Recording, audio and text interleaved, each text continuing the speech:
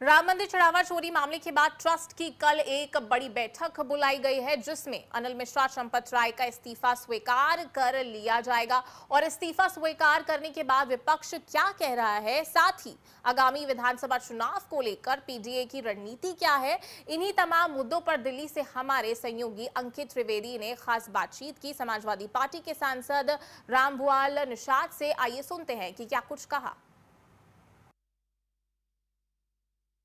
राम मंदिर चोरी चढ़ावा मामले के बाद ट्रस्ट की कल एक बड़ी बैठक बुलाई गई, जिसमें चंपत राय और अनिल मिश्रा का इस्तीफा स्वीकार कर लिया गया। इस पर समाजवादी पार्टी के तमाम नेता जो घेरने का काम कर रहे थे, उसके बाद इस इस्तीफे से कितना संतुष्ट हैं, हमारे साथ बातचीत करने के लिए समाजवादी पार्टी के सांसद रामभुआल निषाद जी हैं। सर, किस तरीके से देख रहे हैं, चोरी चढ़ावा मामला हुआ, उसके बाद इस्तीफा स्वीकार किया गया।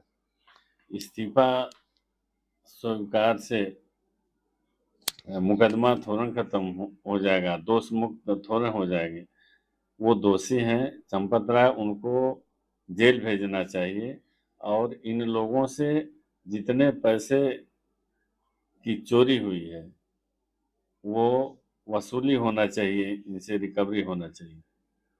निश्चित तौर पे जिस तरीके से आप लोगों ने कहा था कि मंदिर में जो तमाम चढ़ावा आया था वो कहीं ना कहीं बड़े पैमाने पर चोरी हो गया है, ऐसे में कल मंदिर के ट्रस्ट के लोगों ने काफी चीजों को दिखाया कि सारी चीजें सुरक्षित रखी हुई हैं, ऐसा कुछ भी नहीं है।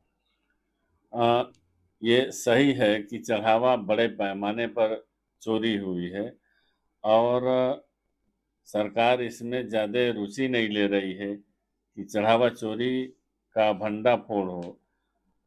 उसमें सरकार बचा रही है चंपत राय और उनके पूरी कंपनी को, जबकि जनता जान चुकी है कि ये भारतीय जनता पार्टी क्या है।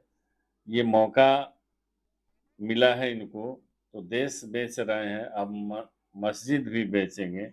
ये क्या करेंगे, कोई गारंटी नहीं है, इन पर भरोसा नहीं किया जा सकता है। जनता के हित की सरकार नहीं है। सर, एक प्रमुख सवाल रहेगा, जिस तरीके से आप लोग कह रहे हैं कि जो भी तमाम मंदिर हैं उनको सरकार के अधीनस्थ कर देना चाहिए, ऐसे में राम मंदिर आंदोलन से लेके राम मंदिर के भूमि पूजन और राम मंदिर बनाने के बाद में उसमें जो जिस तरीके से चंदा में सबसे बड़ी योगदान रहा है वो कहीं ना कहीं विश्व हिंदू परिषद का रहा है। ऐसे में विश्व हिंदू परिषद के की तरफ से कल एक बड़ी प्रेस कॉन्फ्रेंस दिल्ली में की गई थी, उसमें कहा था कि सरकार के अधीनस्थ ना होकर मंदिर जितने भी हैं देश भर के, वो साधु संतों को कहीं ना कहीं दिए जाएं। ये गलत बात है। जो इसमें कोई पारदर्शिता नहीं है, उसका कोई हिसाब किताब है। जब हर चीज में जीएसटी लागू हो रही तो उस पर भी जीएसटी लागू होना चाहिए, चढ़ावा पर भी का भी हिसाब किताब रखना चाहिए। आय व्यय का हिसाब किताब रखना चाहिए, ऑडिट होना चाहिए। अगर ये साधु संत लोग जो कर रहे हैं वो ऐसा, तो सब जगह छूट हो जाएगा। तो कोई साधु संत के लिए अलग से नियम नहीं हो, नियम संविधान सबके लिए बराबर है। तो हमारा तो मानना है कि सरकार के अधीन हो जा, तो इसमें साधु संत को पैसे की क्या जरूरत है। उनको तो सुबह शाम खाना और भोजन की जरूरत है।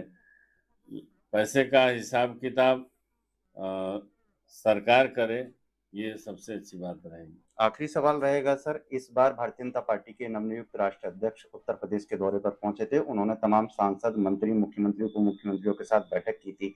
2027 का चुनाव नजदीक आ रहा है, ऐसे में कहीं ना कहीं भारतीय जनता पार्टी का चुनावी संग्राम माना जाए, विपक्ष यानी कि पीडीए किस तरीके की रणनीति बनाएगा इस बार? पीडीए 2024 में भारतीय जनता पार्टी को उत्तर प्रदेश में हराई, 27 में भी समाजवादी पार्टी भारतीय जनता पार्टी को हराएगी। बातचीत करने के लिए